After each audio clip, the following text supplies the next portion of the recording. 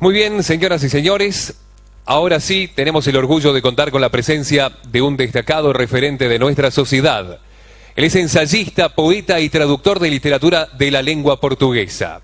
Se ha graduado en filosofía en la Universidad de Buenos Aires. Es doctor honoris causa por la Universidad de Ciencias Empresariales y Sociales. Profesor honorario de la Universidad Autónoma de Madrid y miembro del Comité Académico y Científico de la Universidad Ben Gurión de Negev, Israel.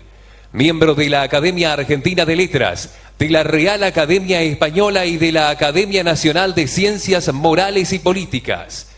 En el cierre de este congreso Innova Educa 21, tenemos el honor de presentar al licenciado Santiago Kovadlov, que nos invitará a reflexionar sobre cómo enseñar y aprender en la Argentina del presente. El aplauso para recibirlo en nuestro escenario.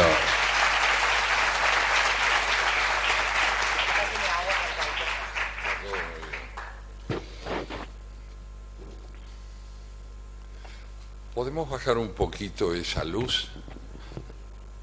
Solo un poco, como para que pueda ver a quienes están también. Eso es, muchas gracias. Muy bien. Bueno, tengan buenas tardes. Ante todo quiero expresarles mi gratitud a las autoridades de esta casa por la posibilidad de compartir con ustedes un momento de reflexión y una convicción. La convicción quizás sea lo primero que deba ser considerado. La educación es una tarea que puede iniciarse, pero no puede terminarse.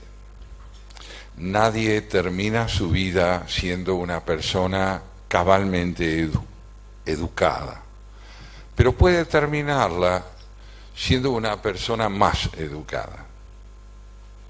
Más educada que qué o que quién. Esencialmente más educada que él mismo o que ella misma, en la medida en que ha podido combatir mejor sus propios prejuicios. La educación es una lucha contra el prejuicio.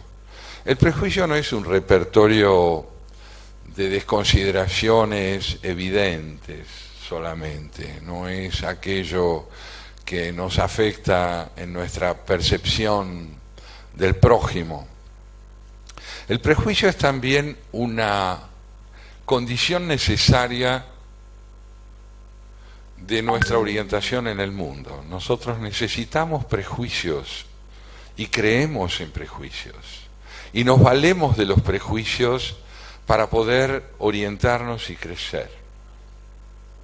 El prejuicio es fundamentalmente eso, un repertorio de creencias que nos permiten alcanzar cierta modalidad de discernimiento de la realidad que permite que avancemos en una dirección dada hasta advertir que esa modalidad de percepción de la realidad, que ese repertorio de valores que nos habían permitido llegar hasta un determinado punto, no son como valores funcionales en una etapa determinada de la vida. Lo han sido hasta allí y dejan de serlo en un momento. Pero lo que ocurre en ese momento en que nuestros prejuicios se vuelven disfuncionales, no es que dejamos de tener prejuicios, sino que cambiamos de prejuicios.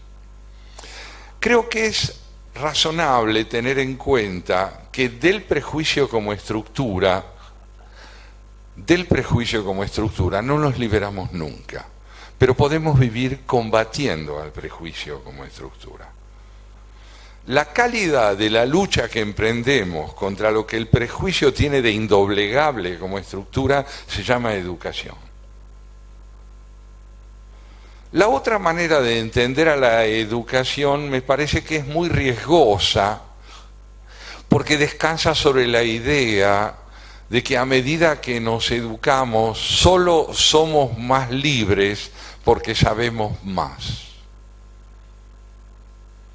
También saber más puede querer decir estar más sutilmente oprimido por el saber. Porque el saber también es opresor. Si tenemos una creencia en el progreso que indica que progresar es dejar atrás la ignorancia, vamos mal. Si creemos que progresar implica luchar contra la ignorancia, aprender a ser más libres y vivir a merced de la ignorancia, de nuevas realidades y de nuevos prejuicios, nos va mejor. ¿Qué les estoy diciendo o qué les quiero decir con esto? Seamos bicéfalos. Tengamos una cabeza que permita creer que podemos ser más libres y otra que, hablando con ella, le enseñe a la primera que nunca terminamos de ser libres. Y que el progreso es la lucha cualitativa que emprendemos para superar prejuicios sin poder derrotarlos por completo. He conocido a grandes figuras a lo largo de mi vida que en determinados órdenes han sido verdaderamente ejemplares y en otras dignas de olvido. Dignas de olvido, porque sus prejuicios han sido tremendos. Muchas veces creemos que porque una persona es genial no es prejuiciosa. No tiene nada que ver. Se puede ser genial y profundamente prejuicioso. ¿Alguien más genial que Borges en el orden literario entre nosotros? Lo que nos ha dejado con su obra es inabarcable siempre. Pero al mismo tiempo era un hombre prejuicioso. Estaba persuadido de que si le dieron el premio Nobel de Literatura a un poeta negro como el senegalés Senghor, es porque el premio Nobel había perdido calidad. La pregunta inmediata que surge es: ¿cómo puede ser que un hombre como Borges, tan destacado, tenga prejuicios? ¿Y por qué no? ¿Qué es lo que nos angustia en esta concomitancia entre mediocridad y genialidad? ¿Qué es lo que nos angustia? Las demandas de la idealización. La idealización exige que un hombre impoluto en el orden de su creatividad sea impoluto en el orden ético, en el orden del prejuicio. Beethoven contrajo su sífilis en un prostíbulo. Realmente uno quisiera que no, ¿verdad? Pero lo contrajo en un prostíbulo. ¿Conocen ustedes una mente más lúcida en el proceso de independencia de la Argentina que Manuel Belgrano? También.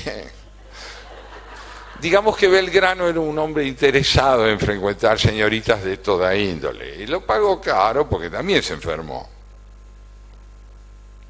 Yo lo siento mucho. Pero la cosa es así. Y Georges Sand, que fue una de las grandes figuras de la literatura francesa del siglo XIX, era de una arbitrariedad amorosa que se acercaba al interés por la antropología.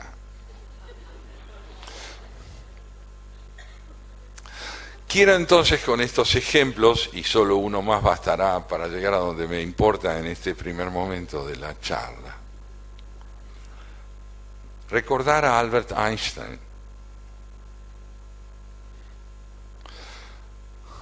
Nadie puede decir, cuando le expresa gratitud por lo que nos dejó, que sabe exactamente qué está agradeciendo. Porque es inmenso, es inmenso. No sabemos cuál era el discernimiento último que él alcanzó a tener de la estructura del universo. Bueno, señores y señoras, era un marido pegador. I'm so sorry. Era un marido pegador. Le pegaba a su esposa. Pero ¿cómo puede ser? Y sí, ¿por qué no? Y digamos, yo no estoy de acuerdo con que le pegue. Pero no cabe ninguna duda de que la estructura de la subjetividad humana no está hecha para que en las dimensiones más elaboradas del talento personal no puedan también confluir rasgos de patología graves.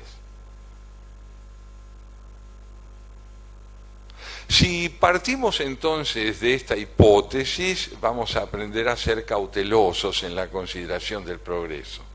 No en todos los órdenes se progresa del mismo modo, ni en todos los órdenes hay progreso. El descubrimiento de la teoría de la relatividad fue concomitante con el desarrollo del proyecto de Auschwitz.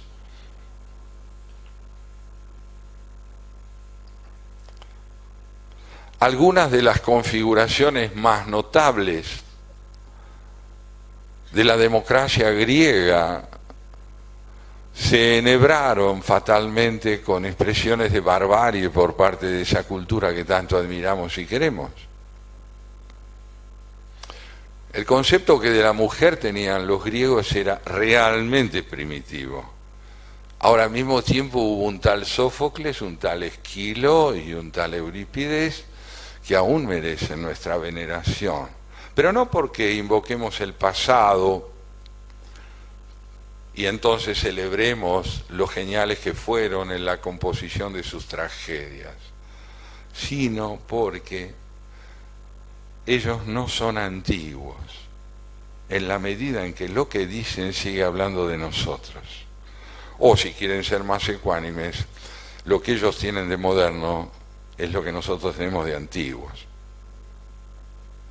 ¿Quién puede, al leer una tragedia de Sófocles, no decir, soy una tautología, ya ocurrí?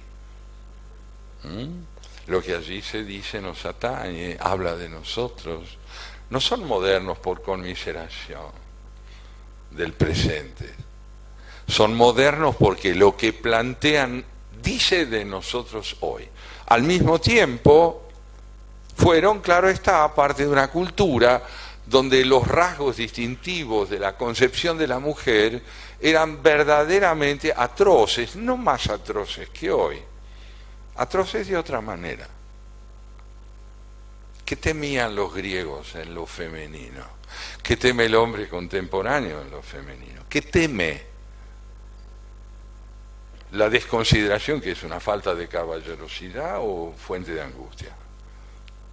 ¿Qué es lo que vemos en una mujer, quienes no lo somos, como para necesitar que no sean como nosotros los presuntos hombres?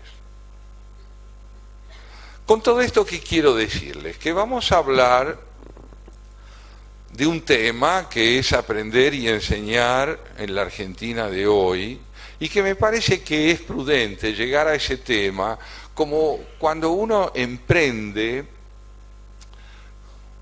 un viaje en bote y le ponen un salvavidas. Y si lo equipan como por las dudas, ¿no? Como si pudiera pasar algo. Ahora, ¿qué es lo que puede pasar cuando abordamos este tema? Tratemos de advertir que la idealización es mala consejera. Y es cuando entendemos el progreso como algo unilineal que abarca la totalidad de las áreas de la existencia. El hombre debe vivir combatiéndose a sí mismo, porque así como es la expresión de algo excepcionalmente fecundo, sigue siendo también la expresión de algo terriblemente estéril. ¿Pesimismo? De ninguna manera, yo no soy pesimista, me remito a la historia. Creo que es importante advertir que lo complejo no implica simplificaciones optimistas. Se puede ser un ser esperanzado, claro que se puede y se debe ser un ser esperanzado, pero la buena esperanza no descansa sobre la idealización, sino sobre la necesidad de avanzar a través de una lucha crítica y autocrítica contra lo que nos oprime.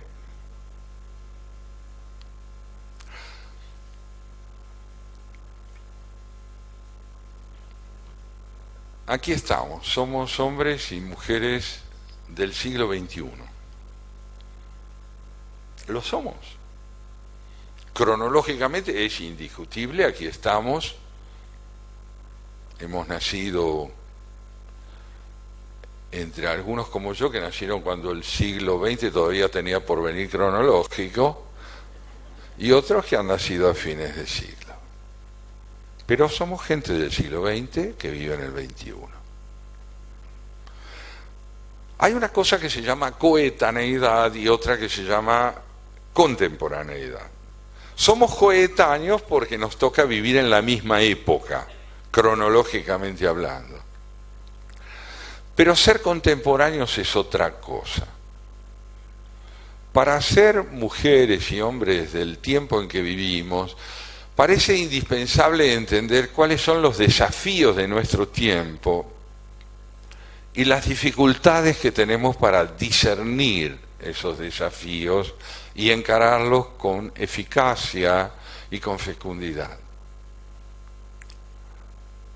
La coetaneidad es fruto de la pertenencia cronológica a una época, es fruto de una noche afortunada en la que no intervinimos. La contemporaneidad sí es el fruto de un esfuerzo personal enorme y colectivo enorme, que es la gran tarea de la educación. Enseñar y aprender a ser seres del siglo en que vivimos es discernir con claridad cuáles son los desafíos que nuestra época nos plantea. ¿Qué tiene de específico el tiempo en que vivimos? Toda época es heredera de una serie de problemas resueltos e irresueltos. Y al mismo tiempo, y en función de eso, está ante un horizonte de problemas, de conflictos, de desafíos, que para ser discernidos con claridad, exigen que sepamos bien cuál es el peso que en nuestro tiempo tiene lo que aún no hemos sabido resolver. Es decir, ¿qué es lo que nos llega del pasado sin solución y aún incide en el presente, como para que tengamos deudas impagas con el pasado?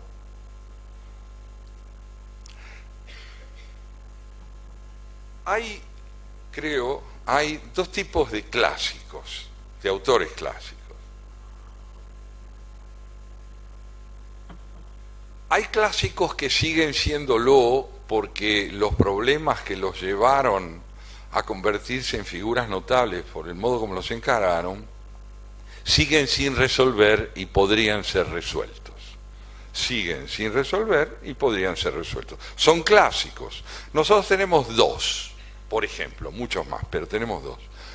Dos clásicos que deberían dejar de ser autores con los cuales tenemos deudas.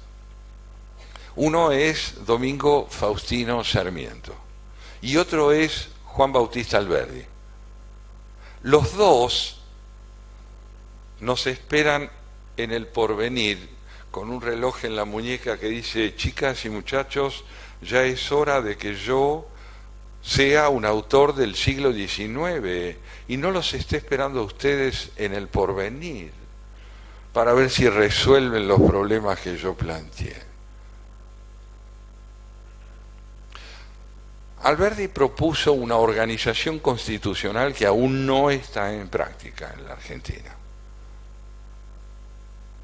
Todo lo que ha planteado Alberdi sigue siendo deuda. Él perderá actualidad cuando nosotros realicemos los imperativos constitucionales que él nos propuso. O sea que a medida que logremos realizar lo que él propone, pasará Alberdi y Sarmiento también a ser autores del siglo XIX.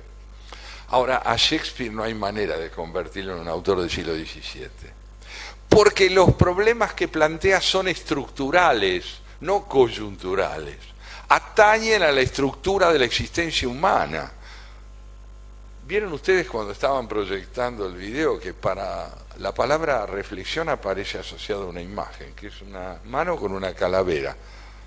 No es indispensable que sea una calavera. Pero ¿por qué la reflexión está asociada a una mano que se supone hamletiana con una calavera? Porque el problema de la finitud o de la muerte no es un problema que podemos dejar atrás. nos atañe siempre. Por cierto, hay quien soñó o sueña a lo Walt Disney que algún día podrá resucitar y volver a la vida en este mundo. La religión católica es más prudente, propone resucitar en otro mundo.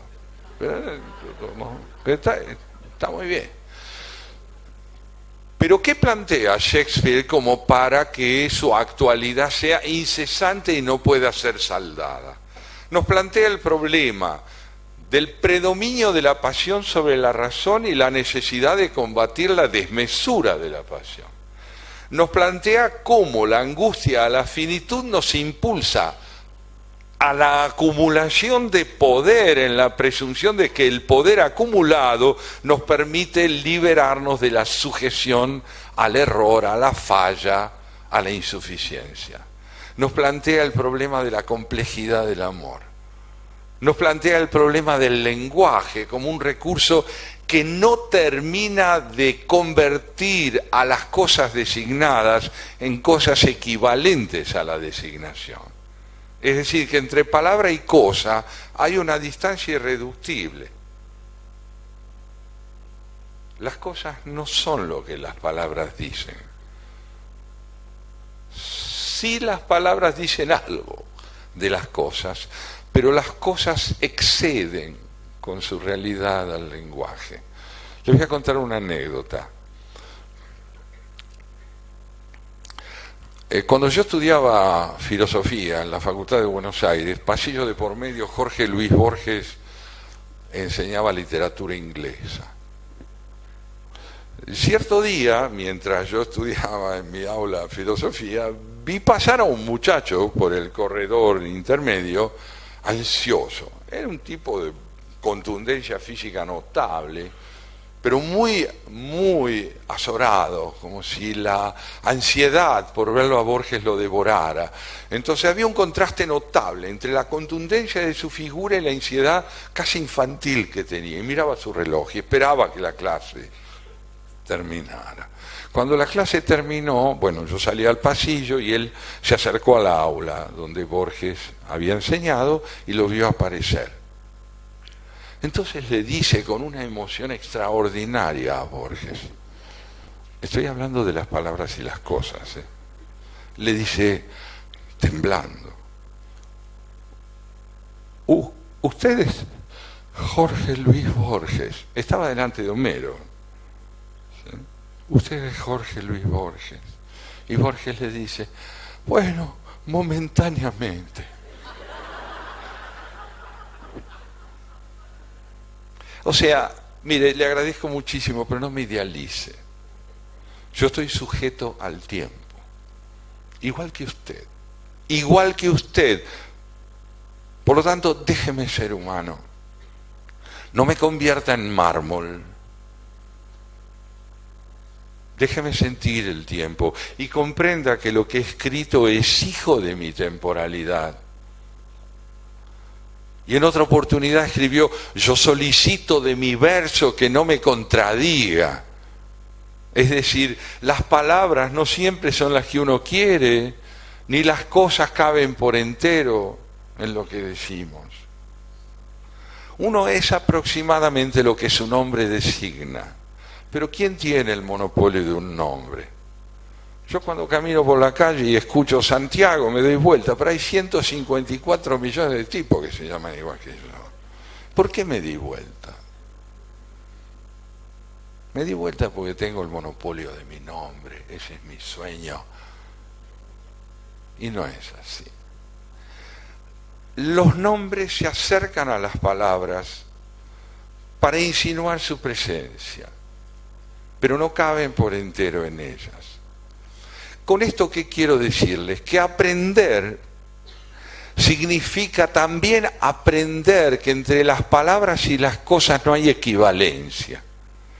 Y que ninguna definición del mundo hace otra cosa que brindarnos lo que podemos alcanzar en términos de comprensión, pero no el valor absoluto de lo que vemos. ¿A qué llamamos mundo? ¿A lo que hay o a lo que discernimos? Más prosaicamente aún, estoy hablando de la educación, más prosaicamente aún, en toda relación amorosa cabal siempre somos 4. Yo no propongo la poligamia, quiero decir otra cosa. ¿Qué quiere decir que somos 4? Está lo que ella ve en mí, está lo que yo veo en mí, está lo que yo veo en ella y está lo que ella ve en sí misma. Nunca coincidimos por entero. Y está muy bien. Por eso todo vínculo amoroso fecundo intenta integrar con prudencia la doble visión que cada uno tiene del otro. Si no, se cae en la idealización, que es la reducción del otro a una visión que no admite matices. Entonces, cuando comete un error o nos decepciona, decimos, yo creí que eras otra. Es otra. Y uno es otro también, pero está bien. Trasladen este planteo a una educación seria. Una educación abre siempre la alternativa de una alteridad, es decir, de un enunciado que no tenga la exclusividad del monopolio de lo que está estudiando, sino que sea una perspectiva que se pueda sumar a otras. Ustedes saben que en matemática la resolución de una ecuación, cuando es cabal, desemboca normalmente en una X final. La X final dice, por el momento la cosa es así, por el momento, o momentáneamente, como diría Borges. Esto es fecundo. Aprender es aprender que las resoluciones que se alcanzan, al tener un valor provisorio, nos abren la posibilidad de seguir preguntando. ¿Para qué estudiamos? Hay muchas respuestas. Una de ellas es para aprender a preguntar.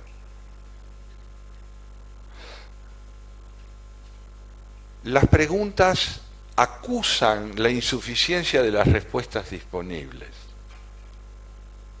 No preceden a las respuestas, vienen después. Las preguntas revelan el estado de insuficiencia de una respuesta. Enseñar a preguntar es poder abrir una perspectiva sobre aquello que parecía inequívoco para que se vuelva cuestionable. ¿Y para qué queremos que se vuelva cuestionable? Para que podamos ejercer nuestra libertad interpretativa.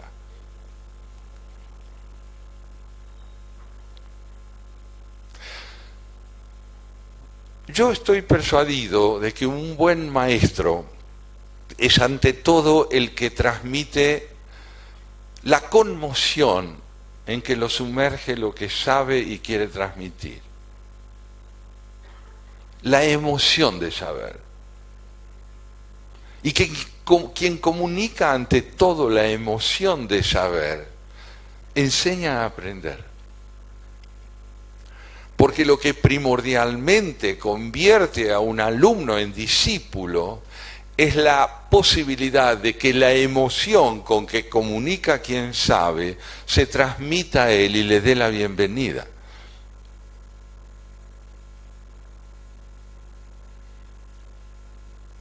Esto no va en desmedro de la especificidad de los contenidos que tenemos que transmitir, sino que constituye la calidad de la transmisión. La calidad de la transmisión decide la verosimilitud de los contenidos. Por cierto, hay materias donde esto es más evidente que en otras, pero en educación es decisivo. Un buen maestro es ante todo aquel que se presenta como trastornado por lo que sabe. Tiene una buena nueva. La buena nueva de él es que aprendió a ser más libre mediante lo que estudió. Y que quiere enseñar a ser libre. Y aún más, es aquel que sabe que el alumno le puede enseñar a él. Porque quien se convierte en alumno de un maestro está abierto mediante la decisión que tiene de frecuentar a ese maestro, al saber que ese maestro transmite. Nadie ingresa a una carrera que le es ajena. Si una carrera nos interesa, es porque algo en nosotros ya está predispuesto a ella. Y lo predispuesto para un maestro cabal es decisivo. Un buen maestro quiere escuchar, no solo hacerse oír. Vean, las universidades nacen en la Edad Media, al igual que las catedrales. De hecho, cátedra y catedral tienen mucho que ver. Las catedrales están estructuradas de forma tal que el vértice de una catedral es aquella instancia de lo arquitectural que se aproxima al cielo, a lo más alto.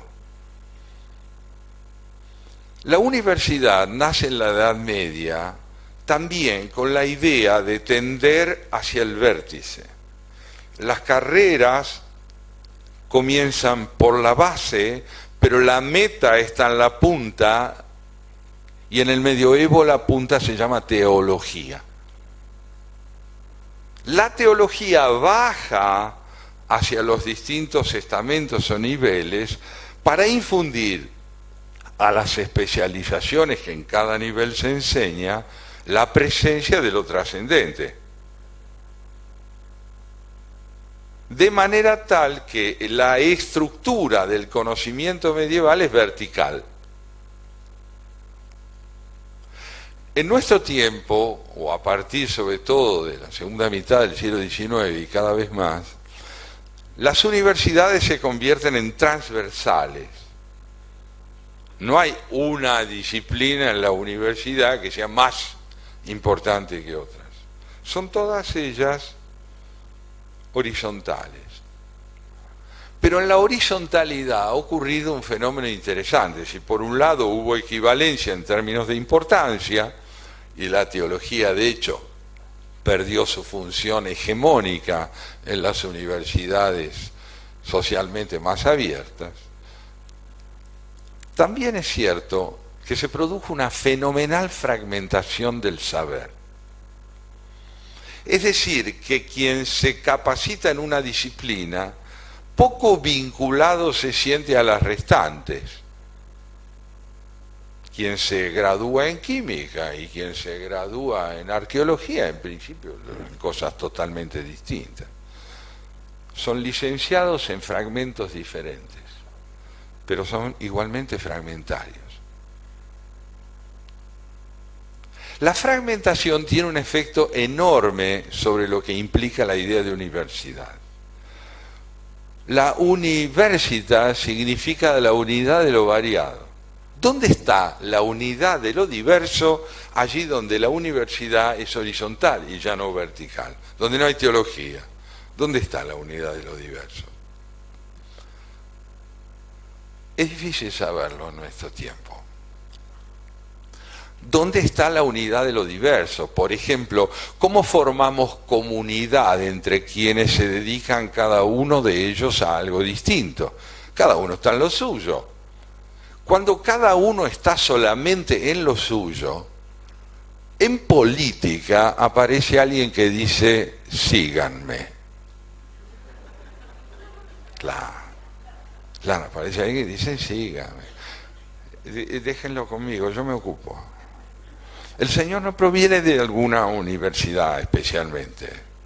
Tiene una aspiración de poder, de concentración de la idea de identidad cívica que hace con que lo político quede delegado en alguien que presuntamente no se ocupa de un fragmento, sino de la integración de los fragmentos, en el concepto de ciudadanía y de república y de ley. Cuando la política aparece como una actividad disociada de la capacitación profesional, es porque la idea de ciudadanía ya no es correlativa de la noción de identidad profesional.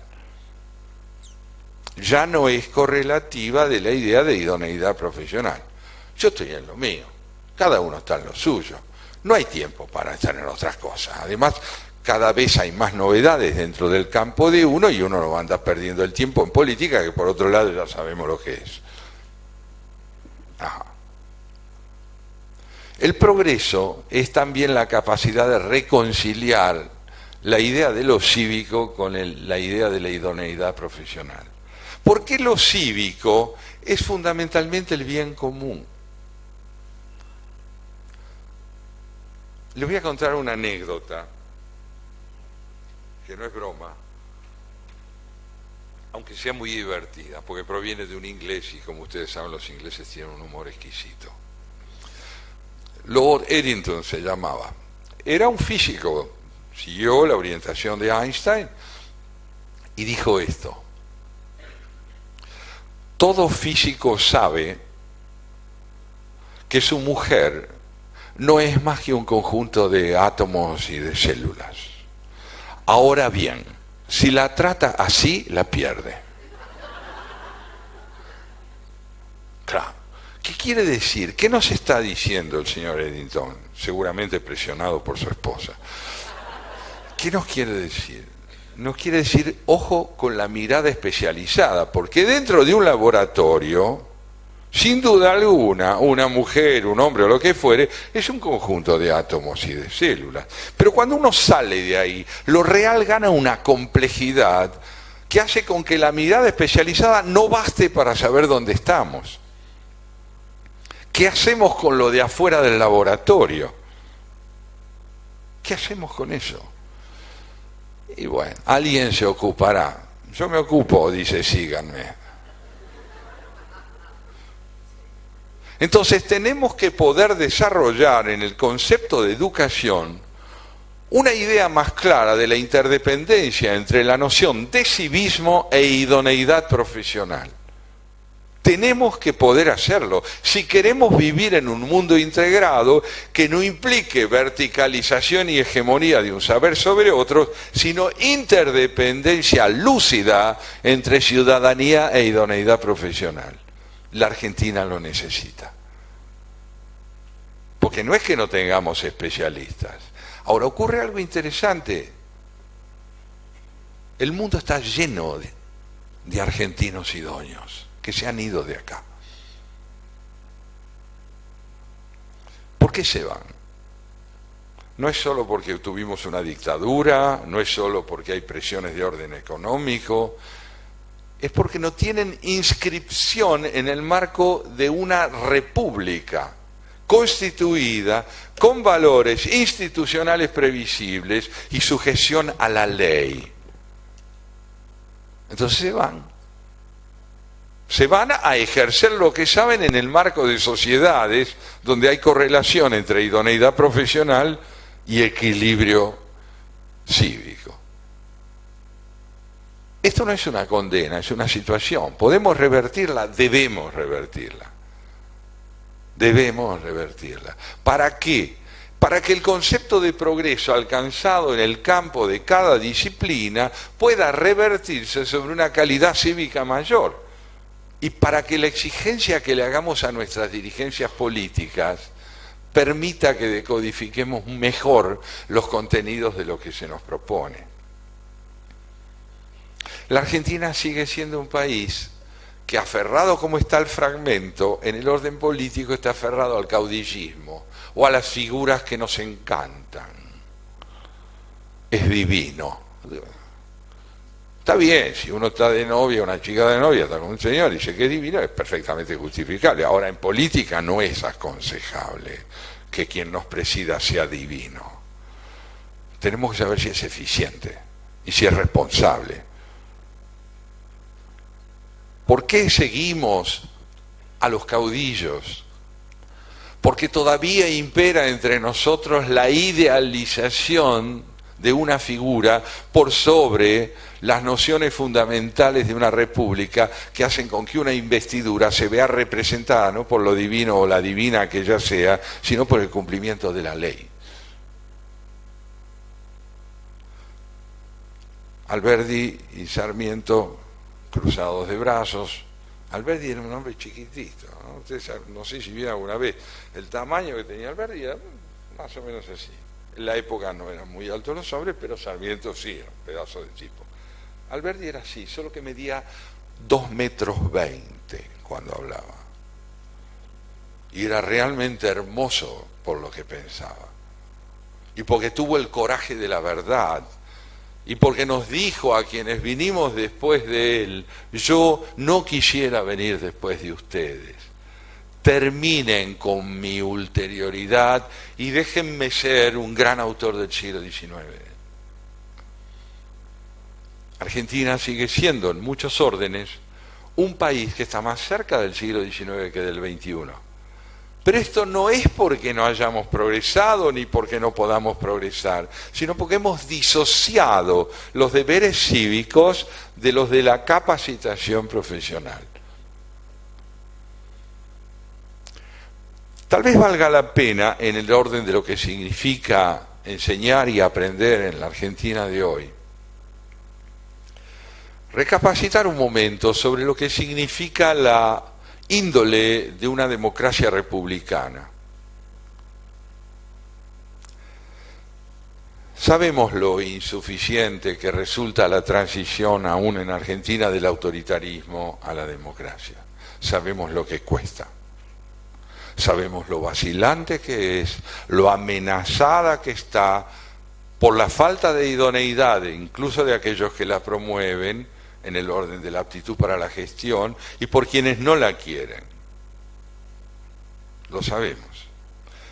¿Qué tiene de característico una democracia republicana que tenga que ver con esto de aprender y enseñar? Les aclaro que yo no estoy promoviendo el estudio de ciencias políticas, no me refiero a eso. Me refiero a un posicionamiento de la subjetividad frente al desafío que representa discernir cómo unimos nuestros fragmentos, cómo nos acercamos a la integración entre lo que está de un lado y de otro, eludiendo la escisión desmedida. Toda democracia republicana es un régimen de sospecha, porque está basada en tres poderes que parten de un axioma extraordinario, que es que el hombre no es bueno, sino que puede ser mejor.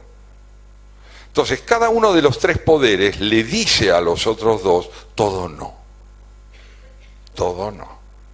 El legislativo al judicial y al ejecutivo, todo no. El ejecutivo a los otros dos, todo no. Y el legislativo a los otros dos, todo no. Somos distintos, pero podemos integrarnos, debemos integrarnos, pero la diferencia entre nosotros tres es la garantía de la interdependencia entre nosotros tres, si partimos del principio común de que todo no. Cuando los tres poderes se reducen a uno solo, por ejemplo al ejecutivo, no solo fracasa la república, sino que fracasa la noción de subjetividad.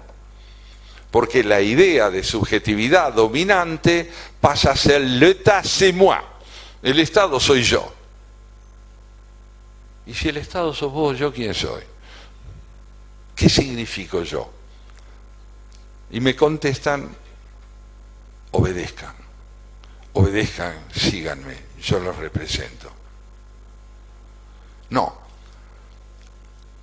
Los tres pilares de una democracia republicana exigen de nosotros algo muy difícil de realizar, que es mesura. Mesura. Es decir, idea de la medida, del hasta aquí, y de la otra exigencia extraordinaria, que es la interdependencia. Voy a darles un ejemplo bíblico de lo que quiero decir con la noción de interdependencia y de cómo puede actuar en el campo de la educación. Dice el rey David en uno de sus textos bíblicos del Antiguo Testamento, retomado posteriormente en el Nuevo: amarás a tu prójimo como a ti mismo. Nosotros creemos entender lo que esto dice. Pero en general nos equivocamos, porque nos parece que es una especie de distribucionismo narcisista, es algo así como voy a amarlo al otro como me quiero a mí, entonces le voy a dar un poco de la pasión que siento por mí al otro. Amar al otro como a mí mismo. ¿Qué es amar? El verbo es maravilloso, significa no tener. Quien ama desea y quien desea no tiene. Si la palabra Sofía es saber, la palabra filosofía significa pasión por el saber. Pero la pasión por el saber no es posesión del saber, es amor al saber, deseo del saber, anhelo del saber, que no se termina de tener, no se posee el saber. El verdadero acto amoroso es una pérdida del otro como objeto. Deja de ser de uno. Pasa a ser con uno, pero no es más de uno. Uno no tiene una mujer, ni una tiene un hombre. Tiene no, está con. Está con. Y sobre todo, uno no se tiene a sí mismo. Amar al otro como a uno mismo significa querer ser uno sin terminar de serlo y no poder adueñarse de uno en términos de una identidad inequívoca. Cuando uno se mira al espejo debería aprender a tratarse de usted. No abusar de la presunción de que uno sabe lo que está viendo. No, va muy en serio. Buenos días, ¿cómo le va? ¿No? Porque no nos ha sido dada la identidad como instancia inequívoca. Lo prueba el amor, por lo que antes les decía y por lo que les digo ahora, y lo prueba la posibilidad de que haya gente a la que le gustamos y gente a la que no. Y no porque somos malos con unos y divinos con otros, sino porque la empatía depende de variables que no son únicas. Así como hay pensadores que al pronunciarse logran que nos identifiquemos con ellos, y otros leyendo lo mismo dicen, no, yo con este hombre no tengo ninguna coincidencia y con esta señora tampoco. Pero eso no está mal, es así. Porque las variables de identificación y la posibilidad de disentir dependen de factores que no se reducen a un único axioma. Pues bien, amar al prójimo como a uno mismo es aprender que el otro no nos pertenece. Es querer que el otro no nos pertenezca. La palabra alumno etimológicamente tiene en una de sus acepciones este sentido: a lumine, el que no tiene luz propia. Y magister quiere decir el que está más arriba que otros. Magis alter, más alto que los demás. No. Hoy no. Hoy el alumno no es alguien sin luz propia. Es alguien cuya luz propia debe ser alentada a desplegarse y a ganar protagonismo. Y el maestro no es alguien que tiene el monopolio de la última palabra, es un promotor de insomnio. Es uno que enseña a despertarse. No sabe muy bien tampoco en qué dirección. Sí, enseña cosas que podemos considerar discernibles, pero el efecto de la transmisión es imponderable. Es imponderable. ¿Y qué genera uno? Amor. ¿Y qué es el amor? Es deseo. Uno quiere estudiar más. Y se da cuenta de que no es suficiente lo que ha estudiado, pero no porque todo evoluciona, sino porque cuando uno cree que se ha dado cuenta de todo, ha escrito su certificado de defunción. Nosotros somos muy parecidos a seres vivos. Es conveniente tener cautela, porque la condición de espectros también nos amenaza. Podemos ser muy parecidos a seres humanos. La humanidad es tarea, no es certeza. Ser humanos no es evidente. Es un esfuerzo permanente para transitar de Auschwitz a la teoría de la relatividad. Y esto no termina nunca. Nunca.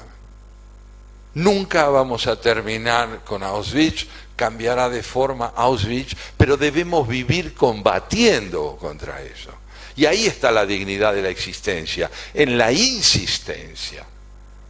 Ser humano es insistir en ser humano. ¿Nos podemos graduar? Sí, claro, para trabajar nos graduamos, pero nadie puede dar por finalizada su formación. Yo recuerdo que cuando me gradué, bueno, saben cómo es la cosa, ¿no es cierto? Es decir, uno presenta una tesis, en el caso de mi carrera, ante un jurado, tiene un padrino que es el que lo ha orientado en la redacción de su tesis, el jurado recibe la propuesta de los contenidos de lo que uno ha planteado y después delibera acerca de si uno se ha graduado o no. Y el que aspira a graduarse debe esperar en un cuarto contiguo, como pasaba antes con los papás mientras la mamá daba luz. Bueno, ya no pasa más eso, pero ahora los que aspiran a graduarse aguardan la deliberación del jurado. Cuando salió mi padrino me dijo esto, no lo olvidaré nunca porque fue una de las más grandes lecciones que recibí. Lo felicito, Kovadlov, es usted ahora un licenciado en generalidades. No deje de serlo nunca. ¿Cómo?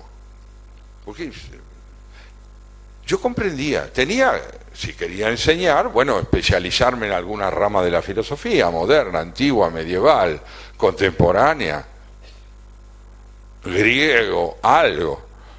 Algo tenía que ser privilegiado por mí para poder ser un profesor y enseñar. Pero cuando él me dice no deje nunca de ser un licenciado en generalidades, me está diciendo trate de que la idea del conjunto que trasciende su saber específico esté a la vista para usted, de modo tal que lo que aprende en su campo le despierte nostalgia por lo que excede su campo.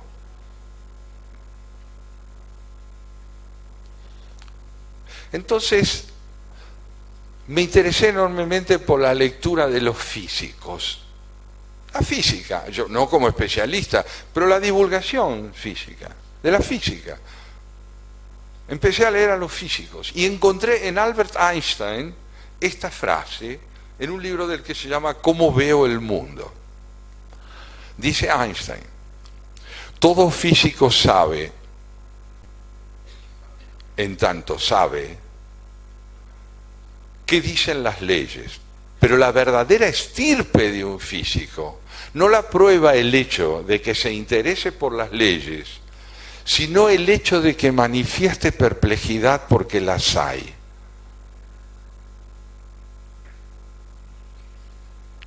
No se entiende bien, ¿no? Por suerte. Un físico es alguien que estudia las leyes. Pero él dice, la verdadera estirpe de un físico no la aprueba el hecho de que se interese por las leyes, sino el hecho de que manifieste perplejidades, porque hay leyes. El que las haya no es sino un enigma. Si queremos eludir el enigma, decimos, las leyes constituyen la descripción de aquellos comportamientos que siguen los fenómenos para funcionar regularmente. Está fenómeno, está bien. Es útil, vaya si es útil. Pero que haya leyes. Es muy extraño. Si uno se abre a lo extraño, venera las leyes. No solo se vale de ellas como instrumentos. Se siente conmovido por el enigma de la legalidad. En consecuencia, me parece a mí que la Argentina es un país que demanda de parte de nosotros el cumplimiento de algunas deudas impagas aún con el pasado, la inscripción de nuestra vida política en el campo de una estructura republicana, tripartita y complementaria, la posibilidad de entender que la libertad de expresión no solo implica que uno tenga derecho a decir lo que piensa, sino de que emplee lo que dice con una finalidad que evidencie que no solo es idóneo en una especialidad, sino un ciudadano que está hablando, o una ciudadana. Tareas y más tareas. Por último, quiero decirles algo que para mí está muy vinculado con lo que significa enseñar y aprender.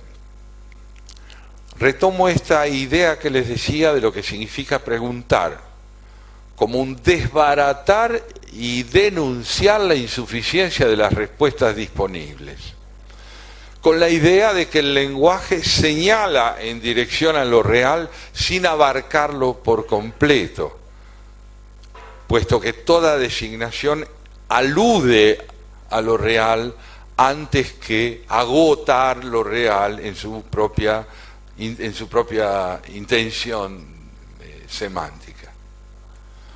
Si las cosas son entonces de este modo, si la tarea primordial del hombre en términos genéricos consiste en hacer de sí mismo una tarea, tal vez podamos entender que el concepto de progreso, mediante el cual hemos podido avanzar extraordinariamente en infinidad de campos, corre el peligro de ser objeto de nuestra idolatría. Tenemos con la tecnología una doble relación, de extraordinario entusiasmo por lo que nos brinda y de veneración casi idolátrica. Todos tenemos un aditamento en nuestro cuerpo llamado móvil, que forma parte de nuestro cuerpo ya, no es una herramienta. El que lo pierde se perdió. Quiero terminar diciéndoles que yo también tengo un móvil, pero hay que aprender a usarlo.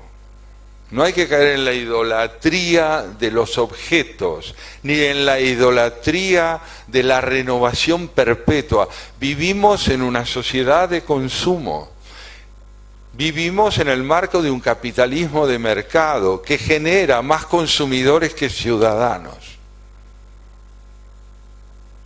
Debemos advertirlo y debemos contribuir a que el capitalismo sea una herramienta y no nosotros un objeto de él.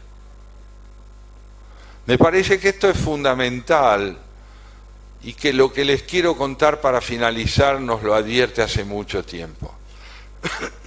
Oscar Wilde, el autor irlandés,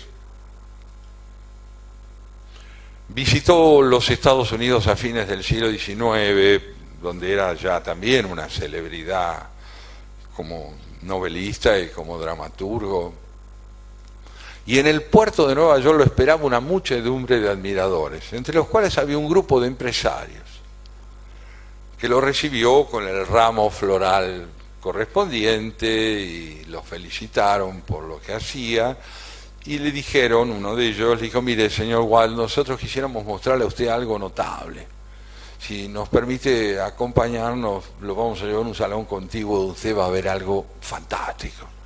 Entonces lo llevan a un saloncito donde empotrado en una caja de madera sobre una de las paredes hay dos tubos sobre la parte superior de la caja con un tubo, dos soportes con un tubo sobre la caja, una manivela en el lado derecho de la caja y un disco en el centro, con números del 0 al 9. Entonces le dicen, mire, si usted toma el tubo, se lo aplica al oído, mueve esta manivela, marca aquí un número, en menos de 1 minuto y medio usted está hablando con Boston. Esto se llama teléfono. Ajá. Igual se queda en silencio. Dice, qué extraordinario. Y dígame, ¿hablando de qué? No olvidemos eso. Valgámonos de todo lo que tenemos para volver a preguntar en qué dirección vamos. Muchas gracias.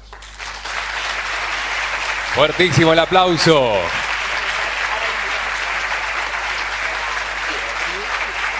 Le pedimos al licenciado permanezca en el escenario.